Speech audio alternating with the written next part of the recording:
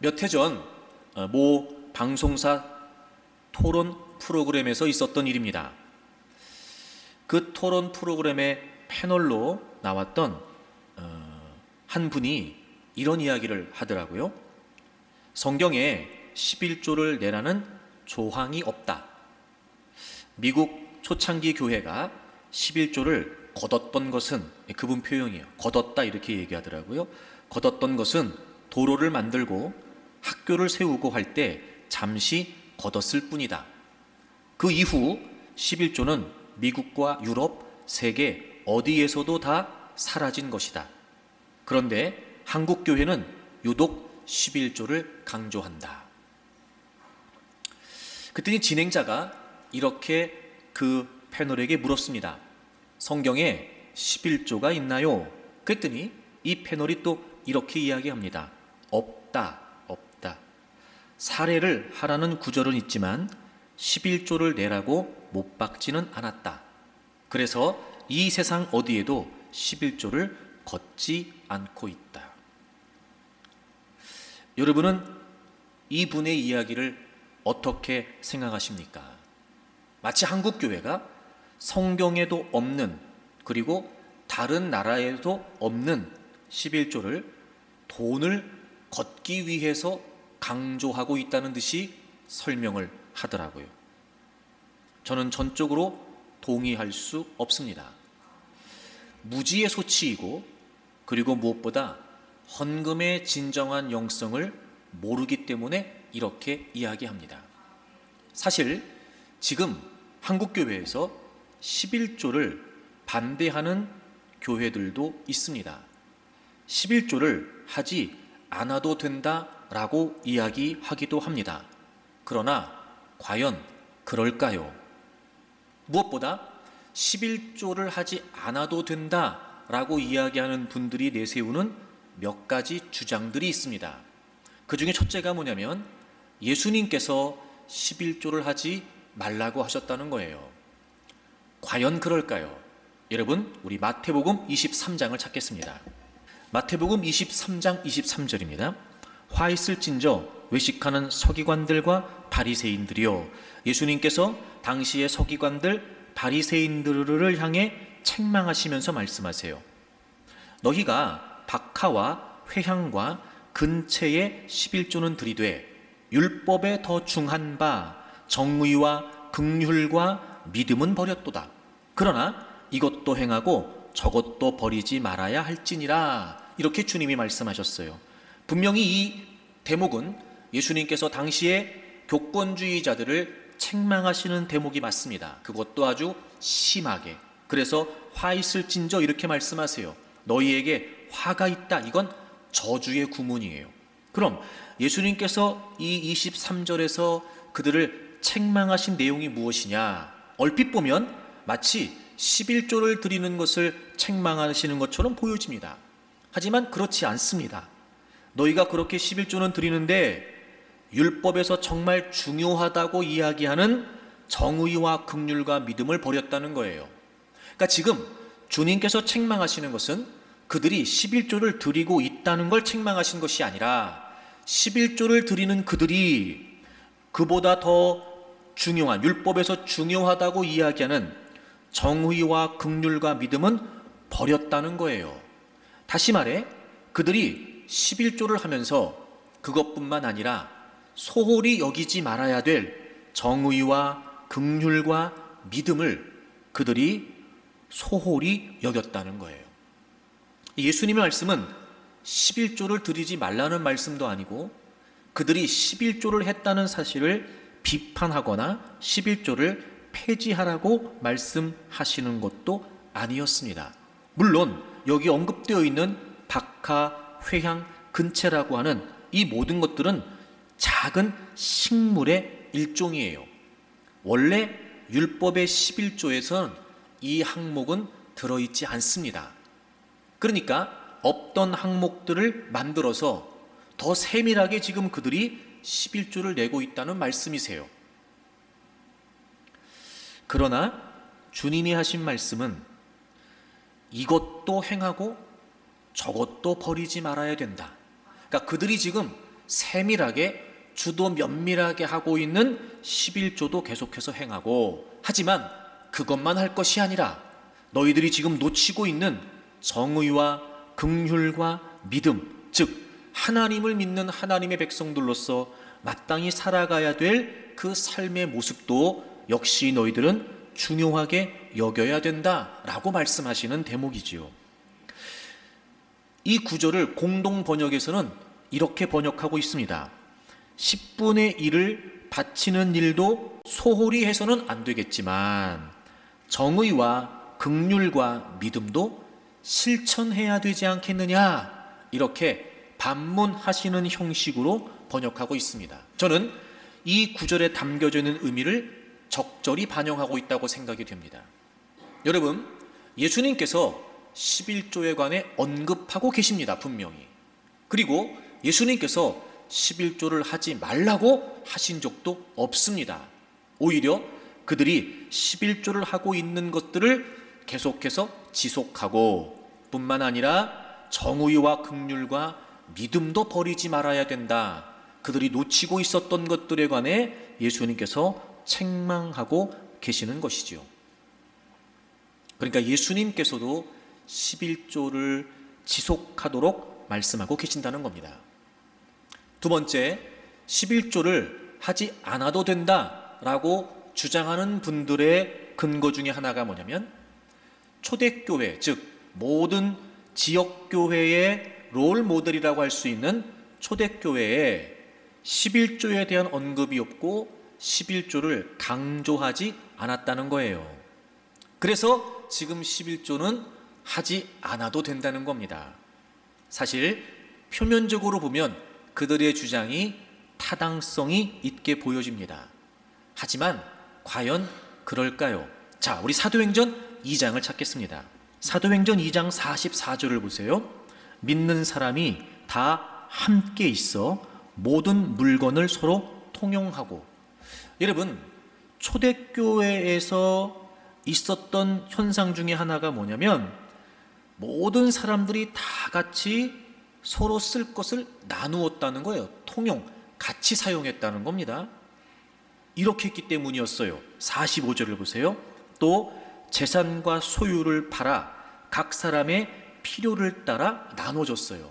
여기서 재산과 소유라고 하는 이 단어는 헬라어에서 부동산과 동산을 포함해요. 그러니까 그들이 소유하고 있었던 모든 재산을 지칭합니다. 그들은 자신들이 소유하고 있었던 모든 재산을 팔아서 필요한 사람들에게 나누어 줬어요. 특히 이 나누었다라고 하는 동사의 시제가 미완료 시제입니다. 다시 말하면 반복해서 지속적으로 그렇게 했다는 거예요. 근데 이걸 개인적으로 했느냐? 그렇지 않았습니다. 여러분, 4장을 가보시면 34절을 보겠습니다. 그 중에 가난한 사람이 없으니 이는 밭과 집 있는 자는 팔아 그 판 것의 값을 가져다가 35절 사도들의 발 앞에 뒀어요. 여기서 이 발 앞에 뒀다는 게 무슨 말이냐면 그 재산을 행할 수 있는 권리를 가진다는 뜻이에요. 다시 말하면 초대교회 교우들이 각자 필요에 따라 나눠주기 위해서, 서로 통용하기 위해서 자신의 모든 재산을 팔아서 요즘 말로 말하면 교회에 바치는 거예요. 그러면 그 교회에서 사도들이 모든 교우들의 형편을 따라서 필요에 따라 나누어줘서 가난한 사람이 없도록, 삶의 불편이 없도록 살아가게 해줬다는 거예요. 여러분, 왜 초대교회에서 11조에 대한 언급이 없었을까요? 아니, 언급이 없었던 게 아니고요, 언급이 불필요했던 겁니다. 왜냐하면 초대교회 교인들에게는 10분의 1이 문제가 아니고 자신들의 모든 재산을 팔아서 모든 교우들과 함께 쓰기 위해 드렸기 때문에 사실은 그 이상 얼마를 더 드릴 수 있느냐가 관건이었지, 10분의 1을 드리느냐 드리지 않느냐는 그렇게 중요하지 않았던 겁니다. 그러니까 표면적으로 보면 초대교회 11조에 관한 언급이 없다, 그러니까 하지 않아도 된다 라고 말하는 게 타당한 듯 여겨지지만, 당시 초대교회의 삶을 돌아보게 되면 그 말은 맞지 않습니다. 그들은 10분의 1이 문제가 아니었습니다. 어떻게 하면 내가 더 많은 것을 드릴 수 있을까? 여러분, 그들에게는 그게 더 중요했던 거였습니다. 다시 말하면 이런 거예요. 그들이 예수 그리스도를 믿고 그 이전에 없던 변화가 생긴 겁니다. 물질에 대한 가치관이 바뀐 거예요. 그래서 4장 마지막 부분에 보면 바나바라고 하는 사람이 자신의 것을 팔아서 사도들 앞에 두게 되고, 그게 얼마나 초대교회 내에서 많은 사람들에게 영향을 미쳤는지 5장에 가게 되면 아나니아와 삽비라는 자신들의 소유를 팔아 하나님께 드리면서 일부를 감추게 되고, 그것 때문에 그들은 그날 사실 죽음을 당하게 되기도 하죠. 그러니까 지금 초대교회 분위기를 봤을 때 사실 11조에 대한 언급은 굳이 필요하지 않았다는 겁니다. 세 번째, 11조를 하지 않아도 된다고 주장하는 분들이 하는 이야기입니다. 11조는 구약의 율법이기 때문에 이미 율법이 다 폐기되었으니 11조는 신약적이지 않고 복음적이지 않다는 겁니다. 여러분, 구약 시대의 율법이 예수 그리스도께서 오시면서 폐기된 것이 아니라 구약의 율법은 예수 그리스도를 통해서 완성된 것입니다. 일단 그 논리가 잘못됐습니다. 게다가 오늘 우리가 본문을 통해 살펴보겠습니다만, 여러분, 11조는 율법이 아닙니다. 11조는 율법 이전부터 있었던 하나님을 믿는 신앙인들의 전통이고 유산이었습니다. 오늘 우리가 창세기 14장의 말씀을 읽었습니다. 여러분, 아브라함이 11조를 드리는 사건입니다. 율법 시대에 약 500년 내지 600년 이전에 있었던 일이고요. 아브라함뿐만 아니라 창세기 28장에 보게 되면 야곱도 하나님께 11조를 약속하는 장면이 나옵니다. 여러분, 11조는 율법이 아닙니다. 그러므로 지금 율법이 폐기됐으니까 11조는 신학적이지 않고 복음적이지 않다는 말도 맞지 않습니다. 그렇습니다, 여러분. 11조는 드려야 합니다. 그게 성경적입니다. 자, 그러면 여러분, 이 11조에 관해 우리가 좀 이렇게 접근했으면 좋겠어요. 혹시 여러분 이런 생각 해본 적이 있으십니까? 예를 들면 우리가 100만 원의 수입이 있으면 10만 원을 11조를 드리잖아요. 이를테면 원천징수가 있듯이 100만 원을 벌면 그 중에 10만 원을 하나님이 가져가시면 되는 거 아니에요? 얼마든지 하나님은 그렇게 하실 수 있는 분이시거든요. 그런데 그 10분의 1을 하나님이 직접 가져가시나요? 아니요. 우리 보고 드리라고 하셨어요. 그러니까 하나님은 얼마든지 10분의 1을 가져가실 수 있는 분인데 직접 가져가지 않으시고 우리에게 드리라고 하셨단 말이죠. 아, 여러분 보세요. 그러면 하나님이 원하시는 게 돈일까요? 아니라는 거예요. 하나님이 원하시는 건 기계적으로 10분의 1만 딱 띄워서 드리는 돈일까요? 아니에요. 만약에 하나님께서 원하시는 게 돈이라면 직접 가져가시면 됩니다. 근데 하나님은 직접 가져가지 않으시고 우리에게 드리라고 하셨어요. 그러니까 하나님이 원하시는 건 단순히 10분의 1이라고 하는 액수를 원하시는 게 아니고 그 11조를 드리는 그 사람의 고백을 받기를 원하시는 거였어요. 여러분, 기계적으로 10분의 1만 떼어서 드리는 게 진정한 11조일까? 아니요, 그렇지 않아요. 하나님이 원하시는 건 돈이 아닙니다. 11조를 드리는 사람들을 통해 하나님이 정말 받고 싶으신 게 있는 거예요. 주님께서 원하시는 11조의 영성, 11조의 고백이 있었던 거죠. 그러니까 우리는 11조를 하나님께 드리면서 단순히 내가 10분의 1의 금액을 난 10분의 1을 드리니까 10분의 1만 이게 아니고 하나님께서 원하시는 진정한 믿음의 고백을 담아서 10분의 1을 드리는 겁니다. 여러분들 중에는 11조를 드리는 분들도 있고 11조를 드리지 않는 분들도 있으실 겁니다. 저는 여러분에게 결코 11조를 강요하고 싶은 생각은 없습니다. 왜냐? 주님이 원하시는 게 돈이 아니고 그 11조 행위에 담겨져 있는 영성이기 때문에 그렇습니다. 그러나 저는 여러분에게 11조를 강조하려고 합니다. 왜냐하면 그 11조 행위를 통해 하나님께서 받기를 원하시는 고백이 있기 때문에 그렇습니다.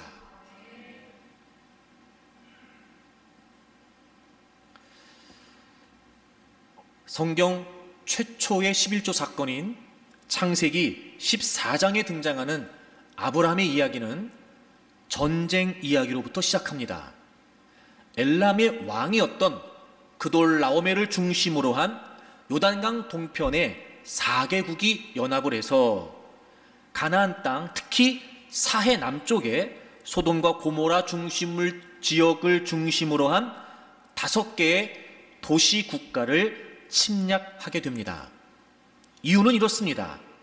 그 도시 국가 5개 국가들이 12년 동안을 그 4개국에 조공을 바쳤었는데 상대적으로 약했던 그들이 강한 나라에 조공을 바쳤었는데 13년째 되는 해에 그들이 조공을 바치지 않게 됩니다. 그래서 그 강대국 입장에서는 그 조공을 거부한 것이 자신들에 대한 반역이라고 생각을 하게 되고 14년째 되는 해에 그들을 정벌하기 위해서 연합군을 조직해서 공격하게 됩니다. 그 결과 그 도시 국가가 완전히 초토화가 되고 그리고 그들이 포로로 끌려가게 되고 그들의 소유를 빼앗기게 됩니다.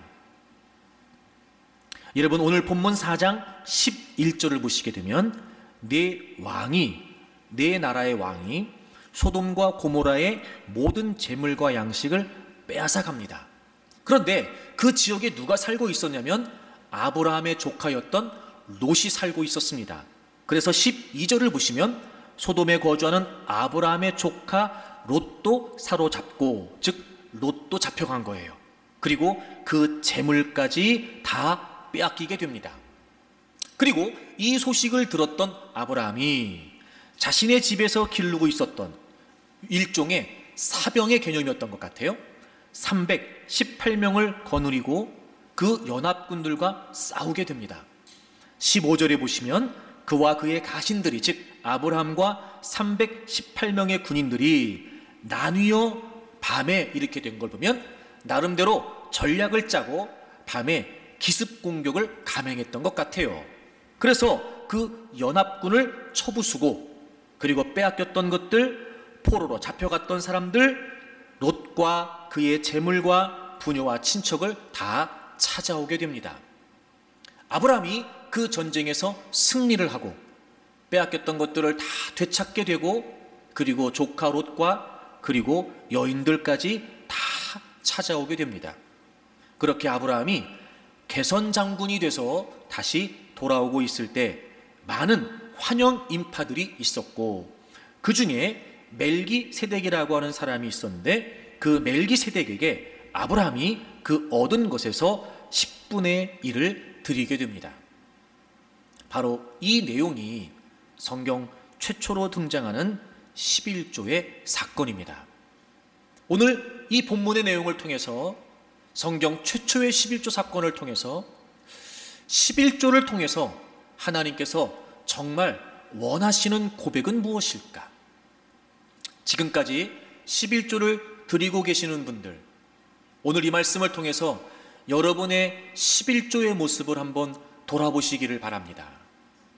11조를 잘하고 계시는 분들, 여러분의 그 11조에 오늘 성경이 우리에게 가르쳐주고 있는 진정한 영성이 담겨서 하나님이 여러분을 통해 받기를 원하시는 고백을 하나님께 올려드리시기를 바랍니다.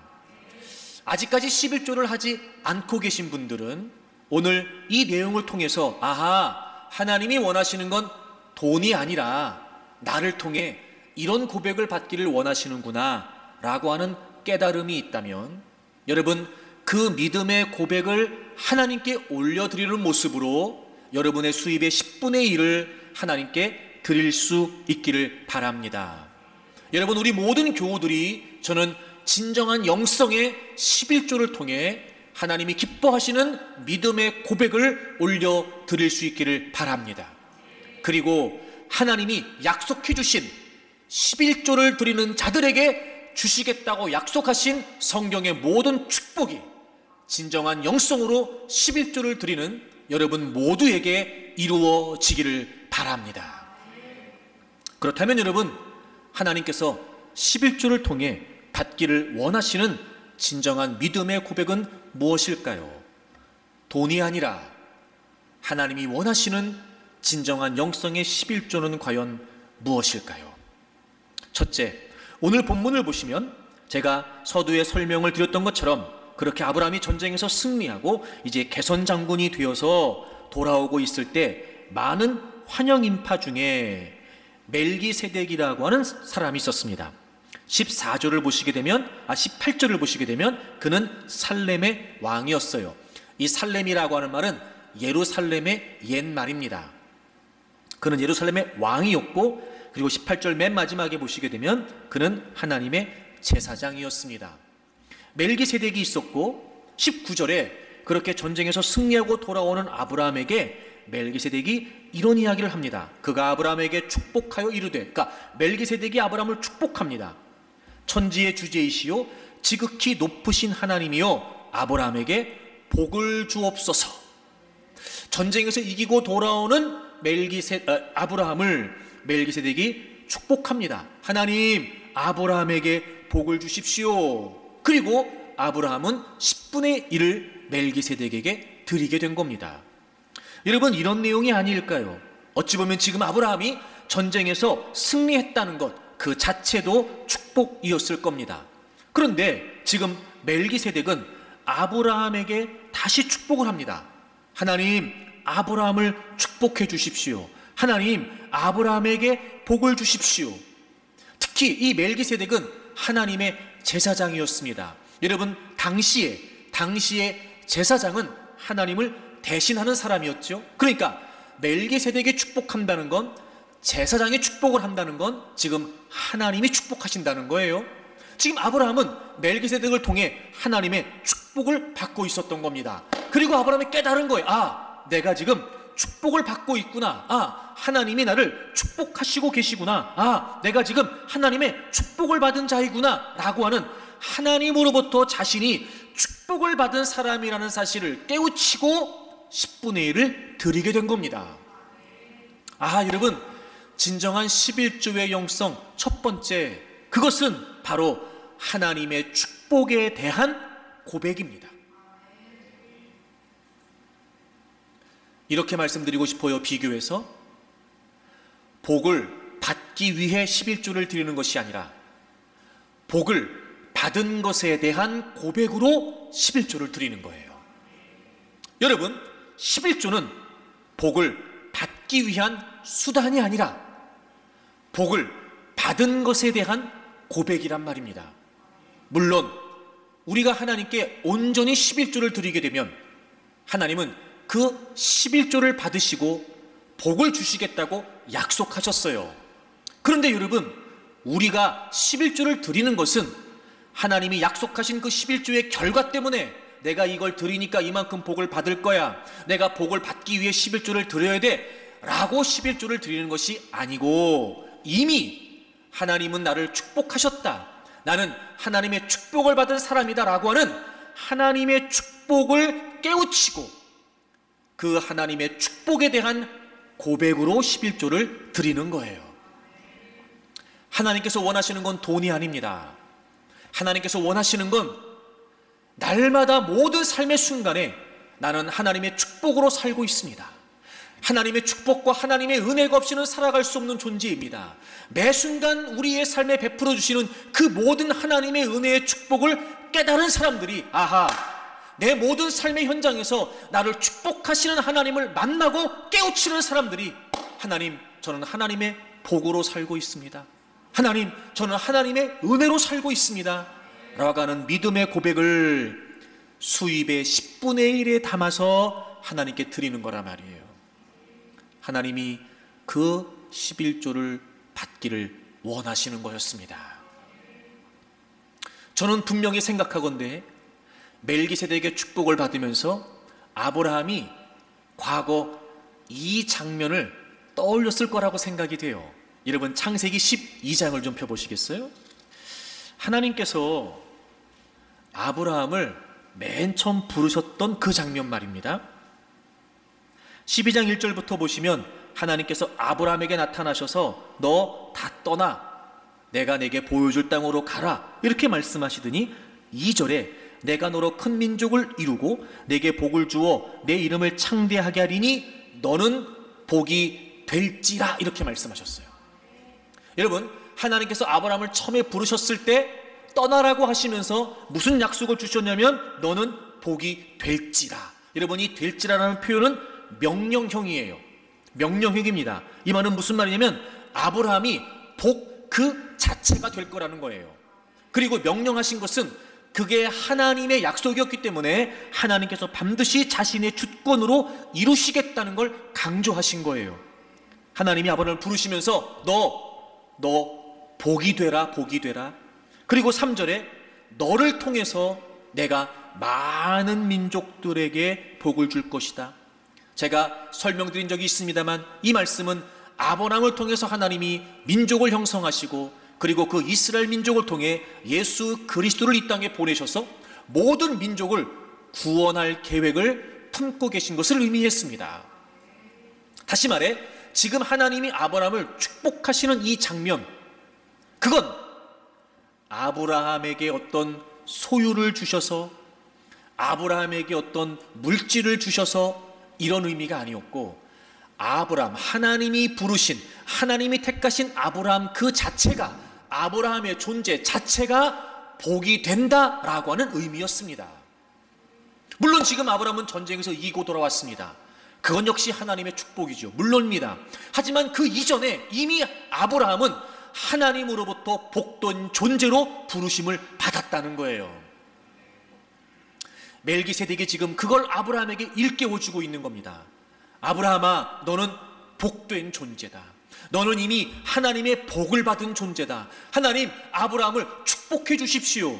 다시 말해 아브라함이 복된 존재가 되게 해 주십시오 라는 의미였고, 이미도 하나님께서는 아브라함을 부르셨을 때 그를 복된 존재로 부르셨기 때문에 아브라함은 자신이 하나님으로부터 복을 받은 모든 삶의 현장에서 지금 자신이 하나님의 복된 존재로 살아가고 있다는 사실을 깨우치게 되고, 그리고 그는 하나님께 10분의 1을 드릴 수 있었던 겁니다. 그래요, 여러분, 11조는 하나님의 축복에 대한 고백입니다. 다시 말하면 축복은 소유의 개념이 아니라 존재의 개념이었어요. 소유의 많고 적음의 개념이 아닙니다. 축복은 우리가 기대하고 우리가 바라보고 우리가 생각하는 것처럼 어떤 우리의 삶의 환경과 조건에 의해 좌우되는 게 아닙니다.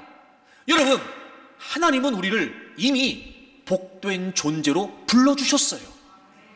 그리고 우리가 복된 존재로 살아갈 수 있도록 하나님은 우리의 모든 삶을 책임져 주십니다.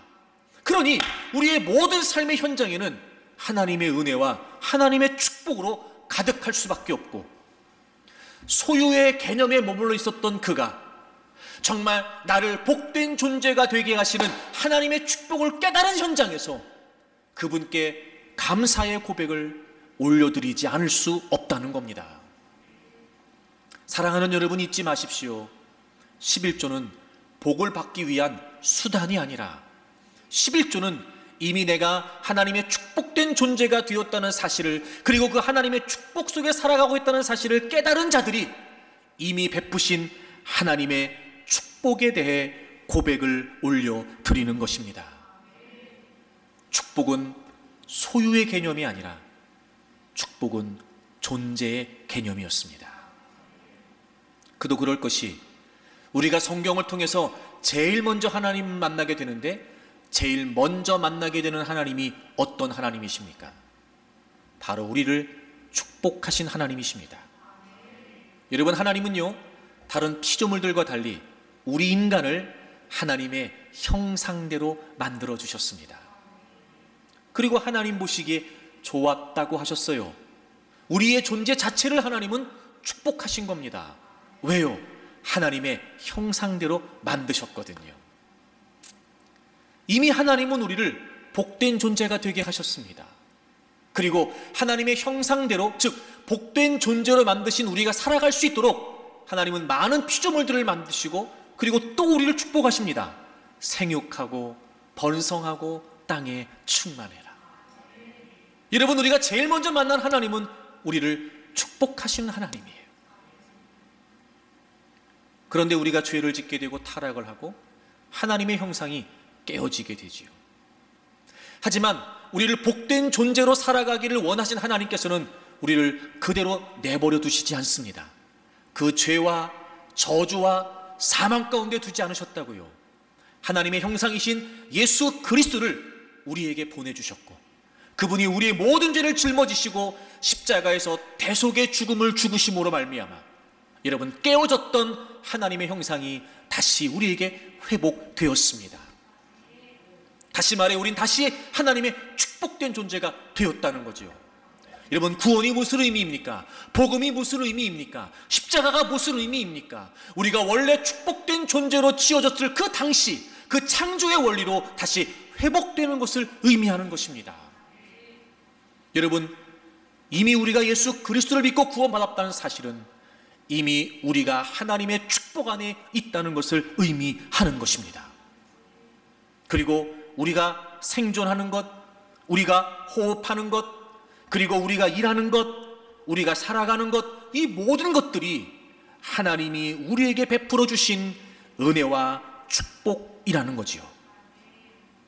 이걸 깨닫는 겁니다. 아, 하나님의 축복이구나. 아, 하나님의 은혜였구나.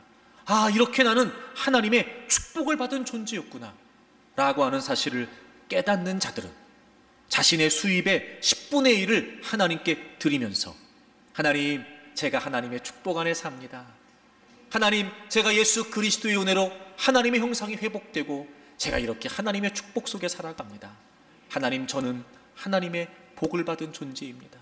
하나님, 제가 하나님의 축복된 존재입니다. 하나님, 저의 존재 자체가 하나님의 축복입니다 라고 하는 사실을 모든 삶의 현장에서 깨달은 자들이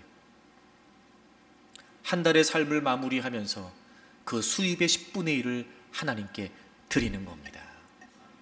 사랑하는 여러분, 이 진정한 11조의 영성을 담아 저는 여러분들이 하나님께 11조를 드리시기를 바랍니다.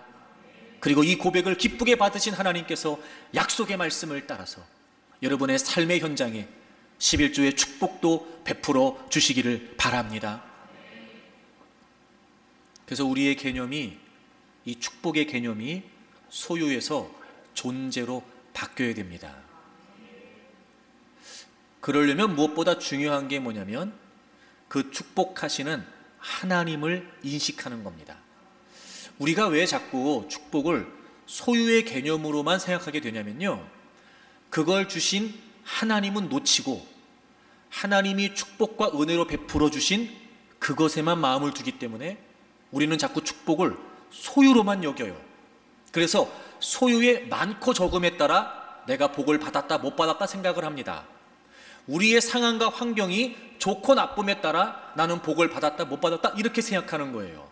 여러분, 그게 아니고요, 이미 하나님이 나를 예수 그리스도를 통해서 구원하신 은혜도 축복이고, 즉 나를 복된 존재가 되게 하셨고, 물론 삶의 상황에 따라 또 각자의 형편에 따라 부족함도 있을 수 있고 모자람도 있을 수 있고 때로는 어려움도 있을 수 있으나 그럼에도 불구하고 내가 이미 하나님의 복된 존재가 되었고 내가 숨을 쉬며 살아가는 모든 삶의 일상이 하나님의 축복이라는 존재적인 깨달음이 있다면 얼마든지 감사할 수 있다는 거죠.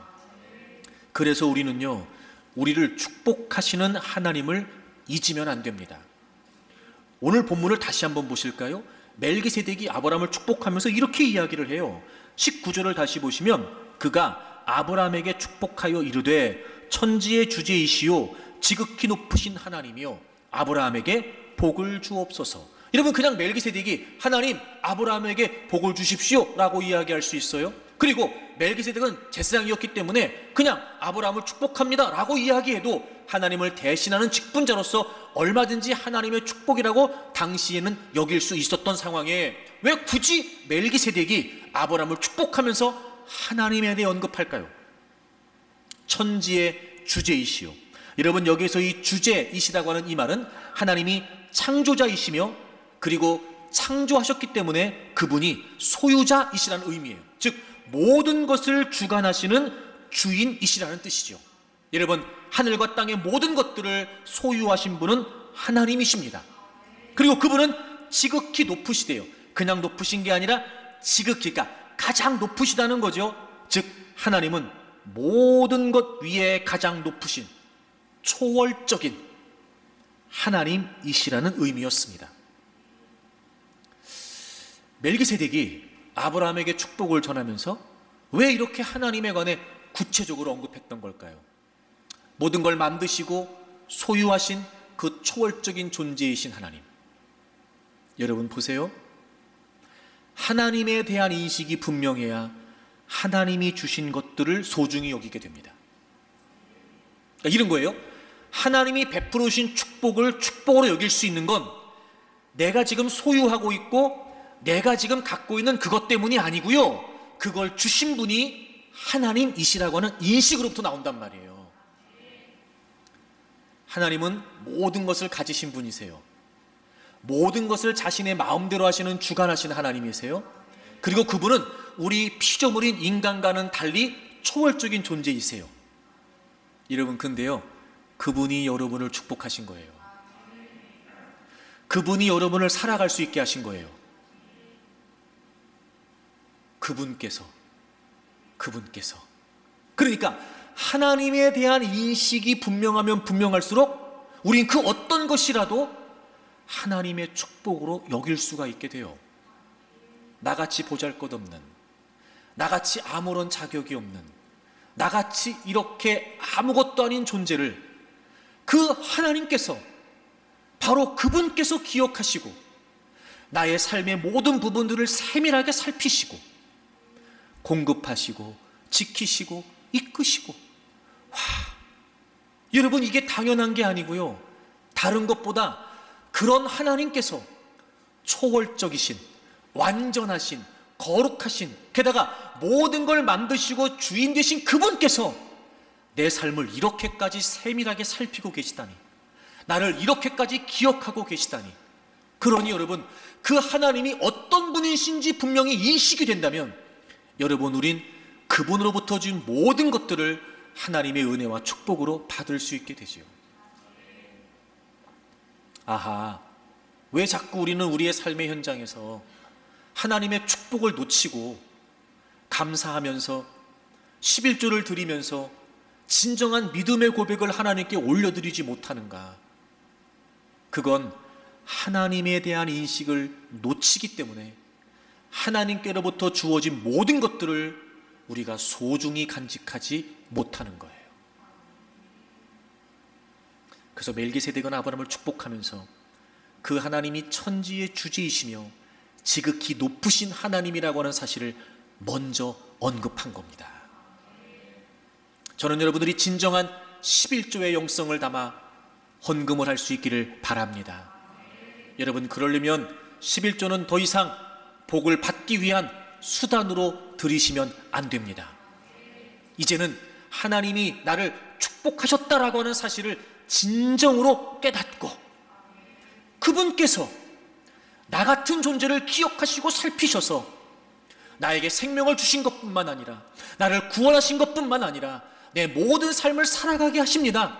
아마 하나님에 대한 분명한 인식이 있다면 내 모든 삶에 베풀어 주신 분명한 하나님의 역사를 우리가 깨닫지 않을 수 없을 것입니다. 그 감사의 고백, 그 믿음의 고백을 담아서 우리가 하나님께 11조를 드리는 거예요. 그러니 여러분, 하나님을 잊지 않기를 바랍니다. 하나님이 어떤 분이신지를 놓치지 않기를 바랍니다. C.S. 루이스가 이런 이야기를 했다 그래요. 해가 떴다고 믿는 것은 단순히 눈으로 해를 보기 때문만이 아니다. 해가 비추는 세상 만물들을 보기 때문이다. 여러분, 우리가 밤에 잠을 자잖아요. 깜깜하죠. 불도 다 끄고. 그런데 아침이 되면 우리가 꼭 밖에 나가서 해가 떴네 라고 해를 쳐다봐야 해가 떴다는 걸 확인하진 않습니다. 예를 들면 창을 통해서 혹은 커튼 사이로 아침 햇살이 싹 비추이게 되고 그 어두웠던 방 안이나 거실이 환해지기 시작하면서 모든 게 다 보이기 시작해요. 그럼 우리는 알게 돼요. 아, 해 떴네, 해 떴네. 아, 날 밝았네. 우린 알게 된단 말이죠. 지금 C.S. 루이스가 그 이야기를 하고 있는 겁니다. 만약에 우리가 해가 떴다는 걸 확인하기 위해 태양을 똑바로 쳐다보겠다라고 작정을 한다면 해를 똑바로 쳐다보기는커녕 오히려 우리의 눈이 망가지게 돼서 그마저도 못 보게 될지도 모르지요. 그러니 여러분, 태양의 존재, 힘, 성질 이런 걸 정말 알고 싶다면 해가 빛을 비추어서 드러내는 세상을 보면 되고, 그런 햇살이 어떻게 눈앞의 만물들을 살아가게 하는지를 볼 수 있고, 그리고 어떻게 인간은 그걸 지켜볼 수 있는지를 깨닫는다면 우린 그걸 통해 얼마든지 태양의 존재를 확인할 수 있다는 겁니다. 여러분, 하나님이 그러십니다. 하나님이 우리에게 다양한 많은 은혜와 축복을 베푸시는 건 그것만 보라고 하신 것이 아니라 그것을 통해 하나님을 확인하라는 거예요. 하나님을 확신하라는 거예요. 여러분, 제가 늘 그런 말씀 드립니다만 한 번의 호흡도 하나님의 은혜입니다. 혹시 여러분들 중에 밤에 주무시면서 내가 자다가 숨 안 쉬면 죽는데 이러면 안 되지, 그리고 숨 쉬는 거 기억하고 주무시는 분 계세요? 그런 사람 없어요. 근데 우리는 얼마나 담대한지요. 오늘 내가 자면서 내일 반드시 일어날 거라고 확신하고 잡니다. 여러분, 한 번의 호흡도 하나님의 축복이 맞지요. 여러분, 그럼 아침에 잠에서 깨면서 우린 누구를 인식할 수 있어요? 하나님 인식할 수 있어요. 그럼 내가 지금 오늘 이렇게 호흡을 하고 또 하루를 시작할 수 있다는 게 누구 때문이에요? 하나님 때문이에요. 축복이죠. 여러분, 그게 감사한 거예요. 그게 감사한 거예요. 이렇게 하나님께서는 우리의 삶에 다양한 많은 은혜와 축복을, 내가 다 짐작하지 못했던 것들, 내가 미처 생각도 못했던 것들, 이 모든 것들을 다 우리의 삶에 베풀어 주시면서 하나님은 우리가 하나님의 복된 존재로 살아갈 수 있도록 해주신데도 불구하고 우린 그것들을 통해 하나님을 기억하지 못해요. 우린 그것들을 통해 하나님을 바라보지를 못해요. 그리고 우리는 맨날 내가 보는 시각이 전부라고 생각해요. 맨날 내 생각으로만 내 인생을 판단해요. 그러니 감사는커녕 원망과 불평이 앞서고, 그럼에도 불구하고 감사와 찬양은커녕 왜 내 인생은 이러냐고 맨날 투덜거리기 일쑤입니다. 만약에 그렇게 우리가 하나님 살기 힘듭니다, 왜 나만 이렇게 힘들어야 돼요? 하나님 정말 살고 싶지 않습니다, 진짜 왜 난 이래야 돼요? 그럴 때마다 그래 알았어 그리고 생명을 걷어가신다면 어떻겠습니까? 근데 우린 그때도 확신해요. 하나님이 우리 생명을 걷어가지 않으실 것처럼 말입니다. 우리가 그렇게 이야기하고 불평한데도 불구하고 또 하나님은 우리를 숨쉬게 하시고 생명을 연장하게 하신단 말이죠. 하나님의 축복이죠. 그럴 때마다 우리는 뭘 깨달아야 돼요? 하나님이시구나. 그러니 하나님, 제가 하나님의 은혜 없이는 못 삽니다. 하나님의 축복이 아니면 제가 살아갈 수가 없습니다. 힘들고 고된 오늘도 하루의 나날이지만 그래도 이렇게 살아가게 하시는 거 하나님의 축복입니다. 여러분, 하나님을 바라보면 바라볼수록 하나님이 내게 베푸신 많은 상황 속에 우리가 더 하나님을 살피면 살필수록, 깨달으면 깨달을수록 우리는 감사하지 않을 수 없게 됩니다. 그런데 우리는 이게 너무 당연해지는 거예요. 당연해지는 거예요. 제가 그런 마음 들었어요. 저도 마찬가지입니다만, 하나님의 축복이 당연하다고 여겨지는 이유가 뭘까? 당연하다고 여겨지는 이유가 뭘까? 그건 내가 받을 만하다라고 하는 교만 때문에 그래요. 만약에 정말 내가 받을 수 있는 자격이 없는데 그럼에도 하나님이 내게 베푸셨다라는 생각이 있다면 그건 정말 나에게 소중한 게 됩니다. 그런데 난 당연해. 이 정도는 충분하지. 아니, 하나님이 나한테 이것도 안 해주셔?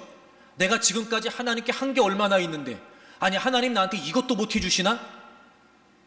이런 교만한 마음을 갖고 있으면 하나님이 주신 것들을 소홀히 여기게 돼요. 그러니까 소중하냐 소홀해지느냐는 하나님이 주신 것 때문에 좌우되는 것이 아니라 내 마음 때문에 그렇게 되는 거예요. 정말 하나님의 축복이라고 여기게 되고 하나님이 어떤 분이신지를 알게 되면 그건 우리에게 정말 소중한 축복이 됩니다. 하지만 그걸 놓치게 되면 우린 그 모든 것들을 너무 당연하게 생각한다는 거예요. 이 당연하다고 생각하는 익숙함이 우리에게 가져다주는 위험이 뭐냐? 소위 말해 감동 파괴입니다. 감사가 없어지는 거예요. 감격이 없어져요. 당연히 고백도 없어집니다.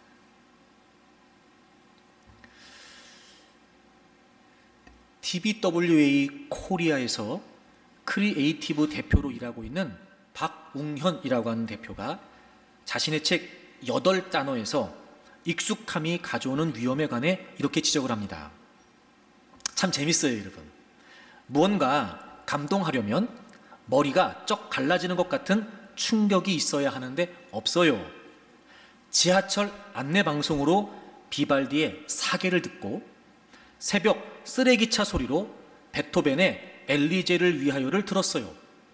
공공시설에 흔한 BGM으로 클래식이 쓰입니다. 그러니까 베토벤도 비발디도 그저 씹다 버린 껌처럼 느끼기 쉬운 것이죠.